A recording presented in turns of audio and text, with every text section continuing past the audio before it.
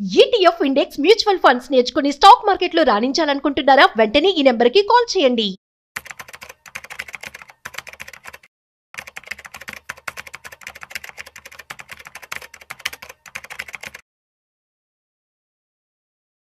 Hello sir, నమస్తే. నమస్తే అమ్మ కీర్తి. సార్, ఇప్పుడు ప్రపంచం మార్కెట్స్, మనకి వరల్డ్ మార్కెట్స్ అన్ని ట్రెండ్స్ ఎలా ఉంది, దాని పరిస్థితి ఏంటి, అండ్ ఆ ట్రెండ్స్ మీద మీ అభిప్రాయం, అండ్ మన మార్కెట్స్ ఎలా ఉన్నాయి, గోల్డ్ అండ్ సిల్వర్ రేట్ పరిస్థితి ఏంటి, అండ్ హౌస్ హోల్డ్స్ రేట్, అవన్నీ కూడా అప్డేట్స్. చూడమ్మా కీర్తి, ఇప్పుడు మన మార్కెట్స్ ఇప్పుడు ఈ సంవత్సరం అయితే కొంచెం స్థిరత్వంకి వచ్చినాయి. రైట్. Doing good. ట్రంప్ టారిఫ్ల వల్ల కొంతకాలం ఇబ్బంది పడ్డా కానీ ఇప్పుడు మళ్ళీ నార్మల్కి వచ్చేసాయి. మన యొక్క ఆర్బీఐ తీసుకుంటున్న పాలసీస్ వల్ల కావచ్చు, సెంట్రల్ గవర్నమెంట్ తీసుకున్న పాలసీస్ వల్ల కావచ్చు, రేట్ కట్స్ కావచ్చు, జిఎస్టీ కావచ్చు, what ever it may be. ప్రపంచ మార్కెట్స్ ఆల్మోస్ట్ అన్ని మార్కెట్స్ లాస్ట్ 1 year బాగా పెర్ఫామ్ చేసినాయి. యూకే బాగా చేసింది, యూఎస్ఏ బాగా చేసింది, అంటే more than 20%. Brazil, Germany, Japan, Hong Kong, Korean markets. ఒక్క రష్యా మార్కెట్ మాత్రం యుద్ధం వల్ల -7% నెగిటివ్ రిటర్న్ ఇచ్చింది. ఈవెన్ చైనా మార్కెట్స్ కూడా అరౌండ్ 19 to 20% రిటర్న్స్ ఇచ్చినాయి. అన్ని మార్కెట్స్ బాగా చేసినాయి. మన మార్కెట్ మాత్రం అరౌండ్ 9 to 10%. ఏప్రిల్ 1st నుంచి ఇప్పటి వరకు సెన్సెక్స్, నిఫ్టీ 9 to 10%. అదే 200, 500 అయితే ఒక 5 to 6%. Mid cap, small caps మాత్రం రిటర్న్స్ ఏమి ఇవ్వలేదు. అంటే గత కోవిడ్ తర్వాత విపరీతంగా పెరిగి ఉండటం వల్ల, ఓవర్ వాల్యుయేషన్ వల్ల మిడ్ క్యాప్, స్మాల్ క్యాప్స్ ఏమి ఇవ్వలేదు రిటర్న్స్. కానీ లాస్ట్ 10 years రిటర్న్స్ చూసుకుంటే మన నిఫ్టీ కానీ, సెన్సెక్స్ కానీ, నిఫ్టీ 500 కానీ, అంటే మన మార్కెట్స్ అనేది ఇక్కడ కేవలం బ్రాడర్ మార్కెట్స్, ఇండెక్స్. రైట్. ప్రజలు అర్థం చేసుకోవాలి, మార్కెట్స్లో, స్టాక్ మార్కెట్స్లో రిస్క్ ఉంటుంది, డబ్బులు పోతాయి, డబ్బులు వస్తాయి. రైట్. 5-6 వేల స్టాక్స్ ఉంటే మనం చెప్పేది కేవలం 500 స్టాక్స్ గురించే. వీటినే స్టాక్ మార్కెట్స్ అంటారు. మనం చెప్పేది 500 బిఎస్సి 500 ఆర్ ఎన్ఎస్సి 500, నిఫ్టీ 500, అంటే 500 టాప్ 500 కంపెనీస్ గురించే మనం మార్కెట్స్ మాట్లాడతాం. మన టాప్ 500 కంపెనీస్ మార్కెట్స్ విలువ సుమారుగా 470 లక్షల కోట్లు. సో ఇందులో ప్రజలు అర్థం చేసిన, ఇందులో లార్జ్ క్యాప్స్ యొక్క విలువే 60%. ఈ 460 లక్షల కోట్ల పైన ఉన్న డబ్బుల్లో large caps portion 60%, mid caps 20%, small caps portion 20%. అంటే ప్రజలు స్టాక్స్, ఇండివిజువల్ స్టాక్స్ కొనుక్కునేప్పుడు జాగ్రత్తగా చూసుకోవాలి వీటిలో ఉన్నాయా లేదా. అది కూడా మళ్ళీ డైవర్సిఫికేషన్ చేసుకోకపోతే డబ్బులు పోతాయి. ఒకే స్టాక్ కొనుక్కొని దాని మీద ప్రేమ పెంచుకొని దాని కార్పొరేట్ ఎర్నింగ్స్ బాగలేకపోయినా దాన్ని చూసుకుంటూ ఒక కంపెనీ కొనగానే మనం ప్రేమ పుడుతుంది, మన అభిప్రాయం తప్పని ఒప్పుకోం మనం. అది టకటక పడుతుంటే కూడా ఫాలింగ్ నైఫ్ కింద అది పడుతుందంటే ఒక రీజన్ ఉంది. పెద్ద మొత్తంలో మ్యూచువల్ ఫండ్, డొమెస్టిక్ ఇన్వెస్టర్స్ కానీ పెద్ద మొత్తంలో ఎఫ్ఐఎల్ అమ్ముతున్నారంటే ఒక రీజన్ ఉంటుంది. మనం ఏం చేస్తాం, ఫాలింగ్ నైఫ్ కింద చేయి పెడతాం. ఫాలింగ్ నైఫ్ కింద చేయి పెడితే చెయ్యిలో నుంచి దూసుకొని కత్తి కిందకి వెళ్తుంది. స్టాక్ టక్క పడుతుందంటే ఒక కారణం ఉంటుంది. మనం ఏం చేస్తాం, యావరేజ్ చేస్తూ ఉన్నాం. అందుకని మనం ఏం చెప్తున్నాం, ప్రజలు నష్టపోకూడదంటే మనకి ఇక్కడ ఎందుకంటే పేద ప్రజలు, అమాయక ప్రజలు, మధ్యతరగతి ప్రజలు నష్టపోకూడదంటే మీరు ఫస్ట్ టైం ఇన్వెస్ట్ అయితే నాలెడ్జ్ లేకపోతే మీరు బ్రాడర్ మార్కెట్స్ అంటే నిఫ్టీ 100 కానీ, నిఫ్టీ 200 కానీ, నిఫ్టీ 500 ద్వారా పెట్టండి, లేదా మ్యూచువల్ ఫండ్స్. మరి మ్యూచువల్ ఫండ్స్ అని ఎందుకు చెప్తున్నాం అంటే, మ్యూచువల్ ఫండ్స్ తీసుకునేది ఇప్పుడు లార్జ్ క్యాప్ స్టాక్స్ అని ఉన్నాయి అనుకోండి, నిఫ్టీ 100లో నుంచి తీసుకుంటారు వాళ్ళు. అంటే వాళ్ళ బెంచ్ మార్క్ నిఫ్టీ 100, అంతకంటే ఎక్కువ వెళ్ళకూడదు. రైట్. టాప్ 100. మిడ్ క్యాప్ అన్నారు అనుకోండి, 101 నుంచి 250 కంపెనీస్ తీసుకోవాలి, బియాండ్ దట్ వెళ్ళకూడదు. అంటే 65% మిడ్ క్యాప్ అయితే, స్మాల్ క్యాప్ 65, లార్జ్ క్యాప్ అయితే 80%. కాబట్టి ఏంటంటే మనం అందుకనే ఇవి చెప్తున్నాం. అయితే ఇంకా ట్రెండ్స్ ఎలా ఉన్నాయంటే, ఎఫ్ఐఐలు మాత్రం మన మార్కెట్స్లో 2024 నుంచి లాస్ట్ ఇయర్ మార్చ్ 24 నుంచి ఇప్పటి వరకు సుమారుగా $21 బిలియన్ US డాలర్స్ అమ్మారు ఎఫ్ఐఐలు, ఫారిన్ ఇన్స్టిట్యూషనల్ ఇన్వెస్టర్స్. కానీ డిఐలు, డొమెస్టిక్ ఇన్స్టిట్యూషనల్ ఇన్వెస్టర్స్, అంటే మన మార్కెట్స్లో మన మ్యూచువల్ ఫండ్స్ కావచ్చు, ఇన్సూరెన్స్ వీళ్ళు మాత్రం 2023 ఆగస్ట్ నుంచి ఇప్పటి వరకు $85 బిలియన్ US డాలర్స్ స్థిరంగా కొంటూ ఉన్నారు మన వాళ్ళు. ఎఫ్ఐఐలు శుభ పరిణామం ఏంటి, అక్టోబర్లో నెట్ బయ్యర్స్, 8,200 కోట్లు. నవంబర్లో మాత్రం కేవలం 320 కోట్లే నెట్ బయర్స్. మళ్ళీ డిసెంబర్లో 8,000 కోట్లు అమ్మారు. రైట్. ఈరోజు మండే కూడా నెగిటివ్ ఉంది మార్కెట్. ఈరోజు కూడా మోస్ట్లీ అమ్మవచ్చు నేను అనుకోవటం. అయితే ఎఫ్ఐఐలు ఏంటంటే ఫారిన్ ఇన్స్టిట్యూషనల్ ఇన్వెస్టర్స్. వీళ్ళు ఏం చేస్తారంటే అమ్మా, ఏ దేశం బాగుంటే ఆ దేశంకి వెళ్ళిపోయి అక్కడ లాభాలు సంపాదించుకుని మళ్ళీ ఏ దేశంలో అనుకూలంగా ఉంటుందో ఆ దేశానికి వస్తారు. సో వీళ్ళు ఎక్కడ పెట్టారంటే లాస్ట్ 1 yearలో బ్రెజిల్, తైవాన్లో విపరీతంగా డబ్బు కుమ్మరించారు, అక్కడ లాభాలు తీసుకున్నారు. ఓకే.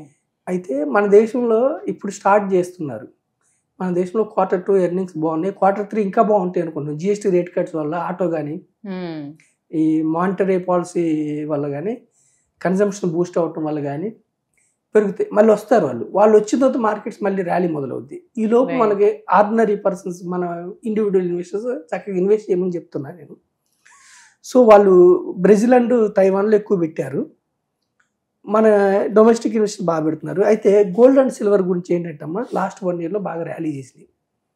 కారణం ఏంటంటే అమ్మా, బ్యాంక్స్, సెంట్రల్ బ్యాంక్స్ అంటే మన ఆర్బీఐ, అన్ని ప్రపంచ దేశాల బ్యాంక్స్ గోల్డ్ని రిజర్వ్ లాగా పెట్టుకుంటున్నాయి. ఇప్పుడు ఇంతకుముందు ఫారిన్ ఎక్స్చేంజ్ కింద అంటే విదేశీ మార్కం కింద డాలర్స్ని పెట్టుకున్నాయి. రైట్. ఇప్పుడు ఏం చేస్తున్నాయంటే ఫస్ట్ టైం ఆఫ్టర్ 1996 తర్వాత డాలర్ కంటే కూడా ఎక్కువ గోల్డ్కి వెళ్ళారు. సో గోల్డ్ రిజర్వ్స్ డాలర్స్ తర్వాత సెకండ్ లార్జెస్ట్ రిజర్వ్ గోల్డ్ అయింది. అందుకని గోల్డ్ ర్యాలీ చేస్తుంది. ఎంతకాలం ర్యాలీ చేస్తుంది? ఇంతకుముందు సెకండ్ లార్జెస్ట్ రిజర్వ్ యూరో ఉండేది, యూరో కరెన్సీ. ఇప్పుడు గోల్డ్ అయింది. ఎంతకాలం ర్యాలీ చేస్తుంటే సెంట్రల్ బ్యాంక్స్ రిజర్వ్స్ పెంచుకునేంత వరకు గోల్డ్ ర్యాలీ చేస్తుంది. మరి ఎప్పుడు కరెక్షన్ వస్తుందంటే వన్స్ సెంట్రల్ బ్యాంక్స్ మళ్ళీ ఒక డాలర్ ఓకే అనుకుంటే, ట్రంప్ నిర్ణయాలు సరిగ్గా ఉండి, ప్రపంచ దేశాలతో అగ్రిమెంట్స్ మంచిగా కుదిరి మొత్తం గ్లోబల్ అన్సర్టనిటీ సెట్ అయితే మళ్ళీ వాళ్ళు అమ్మినప్పుడు మళ్ళీ గోల్డ్ రేట్ పడవచ్చు, స్థిరంగా ఉండొచ్చు. సో ఇది మన హౌస్ హోల్డ్ ఫైనాన్షియల్ ట్రెండ్స్ ఎలా ఉన్నాయి. గోల్డ్ గురించి ఏంటి, ప్రపంచ బ్యాంక్స్ వల్ల డిమాండ్ వచ్చింది. ఫ్యూచర్లో ఉంటుందా ఉండదా అన్నది it may or may not. Household చూడమ్మా, ఇప్పుడు చూడు 2019లో 29% of our Indian households insurance, pensions, other వాటిలో పెట్టేవాళ్ళు. 7% మాత్రమే 2019లో, కేవలం 7% మాత్రమే ఈక్విటీస్, అంటే మనం ఈక్విటీస్ గురించి చెప్తున్నాం, స్టాక్ మార్కెట్స్ కానీ మ్యూచువల్ ఫండ్స్లో 7%. 64% క్యాష్, డిపాజిట్స్, ఇంకా రియల్ ఎస్టేట్ రకరకాలుగా. వేరే 2024 వచ్చే వరకు డేటా చూడమ్మా, 7% 11%కి వెళ్ళారు. అంటే క్యాపిటల్ మార్కెట్స్ నమ్మకాలు 11%కి వచ్చారు. ఇన్సూరెన్స్ వాటిలోనే 29 బదులు 35 ఇన్సూరెన్స్ కూడా పెరిగింది. సేవింగ్స్, ఎఫ్డీలు తగ్గించుకుంటున్నారు. ఇంతకుముందు 64% ఉండేది, ఇప్పుడు 54%.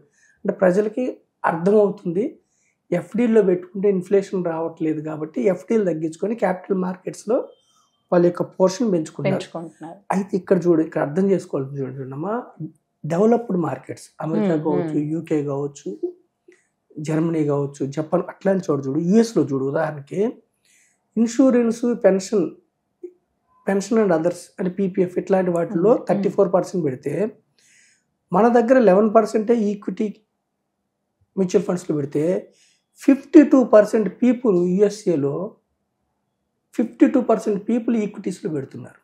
అంటే ఎంత చైతన్యం ఉంది ఈక్విటీస్ మీద, వాళ్ళకి రిస్క్ ఉంటుంది. 14% మాత్రమే వాళ్ళ దగ్గర 100కి 14 మందే బ్యాంక్స్లో పెడుతున్నారు డబ్బు యూఎస్ఏలో.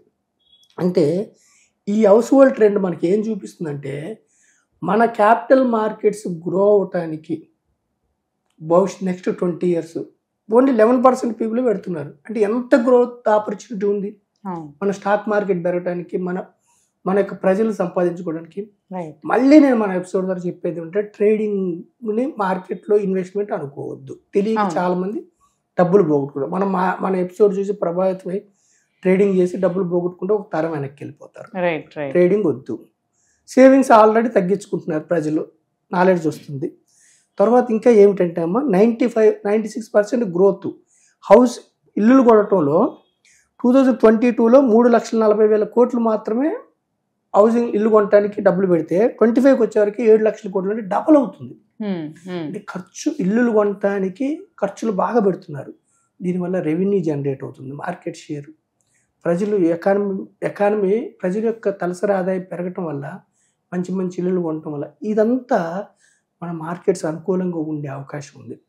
సో నేనేమంటున్నానంటే నెక్స్ట్ 20 years మన దేశ ఎకానమీ చాలా బాగుంటుంది, చాలా బాగుంటుంది. క్యాపిటల్ మార్కెట్స్లో ఒక సిస్టమేటిక్ వేలో పెద్ద కంపెనీస్లో అంటే మన మార్కెట్లో 60% షేర్ మార్కెట్ క్యాప్ పెద్ద కంపెనీ, టాప్ 100 కంపెనీస్ షేరే పెద్ద కంపెనీస్లో పోర్ట్ఫోలియో. ఇండివిజువల్ స్టాక్సా మంచి నాలెడ్జ్తో రండి, లేకపోతే ఒక ప్రొఫెషనల్ డిస్ట్రిబ్యూటర్ లేదంటే అడ్వైజర్ లేదంటే మీరే రీసెర్చ్ చేసుకొని ఒక గ్రూప్ ఆఫ్ కంపెనీస్లో, ఒకే కంపెనీ కాకుండా ఈక్విటీ మార్కెట్స్లో ఎప్పుడు కూడా రిస్క్ తగ్గాలంటే ఒక కంపెనీలో పెడితే రిస్క్ ఆ కంపెనీ దెబ్బతింటే పోతుంది. Group of companies, diversification. Group of companies ఒక మంత్రం రిస్క్ తగ్గించుకోవడానికి, డైవర్సిఫికేషన్ ఒకే రంగంగా కాకుండా డైవర్సిఫికేషన్ రెండో మంత్రం, మూడో మంత్రం లాంగ్ టర్మ్. అందుకే గోల్స్ అనేది ఈక్విటీస్లో 1-2 years నెగిటివ్ రిటర్న్స్ వస్తాయి, ఒక్కోసారి 3-4 years కూడా వస్తాయి. భరించే శక్తి ఉండాలి లాంగ్ టర్మ్. ఇలా మీరు డిజైన్ చేసుకొని మ్యాక్రో ఎకనామిక్ ఫ్యాక్టర్స్ అన్నీ అనుకూలంగా ఉన్నాయి, లాట్ ఆఫ్ ఆపర్చునిటీ ఉంది మన మార్కెట్స్ డెవలప్ అవడానికి. గత చరిత్ర బాగుంది, చక్కగా ముందుకెళ్ళమని అర్థం చేసుకొని ముందుకెళ్ళమని నేను మీ ద్వారా ప్రజలకు తెలియజేస్తున్నానమ్మా. Right sir. యా, అందరూ కూడా దీన్ని లైక్ మంచి అది మార్కెట్ వెళ్తుందని అదిలో తీసుకుని అందరూ మీరు అంటున్నారు సేఫ్ సైడ్లో ఆలోచించుకొని ఇన్వెస్ట్ చేసుకుని అందరూ కూడా లాభపడాలని. Right. Thank you sir. Thank you so much. Thank you అమ్మ కీర్తి.